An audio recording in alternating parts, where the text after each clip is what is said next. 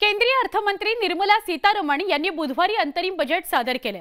नरेंद्र मोदी सरकारच्या 10 वर्षांच्या कार्यकाळातलं हे दुसरं अंतरिम बजेट ठरलं। पण निर्मला सीतारमण यांनी आज एक रेकॉर्ड केलाय। सीतारमण यांनी सादर केलेलं हे 6वं बजेट ठरलं। या बाबतीत त्यांनी माजी अर्थमंत्री मनमोहन सिंग यांची बरोबरी केली आहे। मनमोहन सिंग यांनी 1991 ते 1996 अशी सलग 6 वर्ष देशाचा अर्थसंकल्प मांडला होता। निर्मला सीतारमण यांनी आपल्या कार्यकाळात सगळ्यात मोठ्या बजेट भाषणाचा रेकॉर्ड सुद्धा आपल्या नावावर केलेला आहे। सीतारमण यांचं 2020-21चं बजेटचं भाषण सर्वाधिक चाललं होतं। ते होतं 2 तास 42 मिनिटांचं। सीतारमण यांच्या नावावर पहिलं पेपरलेस बजेट सादर करण्याचा सुद्धा रेकॉर्ड आहे।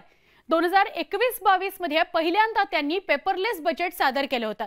सगळ्यात महत्त्वाचं म्हणजे 2019ला निवडणुकांनंतर निर्मला सीतारमण यांना केंद्रीय अर्थमंत्री करण्यात आलं। तेव्हापासून आजपर्यंत त्यांनी देशाचं अर्थमंत्रीपद समर्थपणे सांभाळलेलं आहे। देशातल्या पहिल्या पूर्णकाळ महिला केंद्रीय अर्थमंत्री होण्याचा मान त्यांनी मिळवलेला आहे। आणि शेवटचं पण महत्त्वाचं 1970-71 ला इंदिरा गांधी यांनी बजेट सादर केलेलं।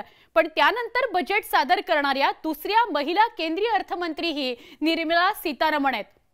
हा व्हिडिओ तुम्हाला कसा वाटला?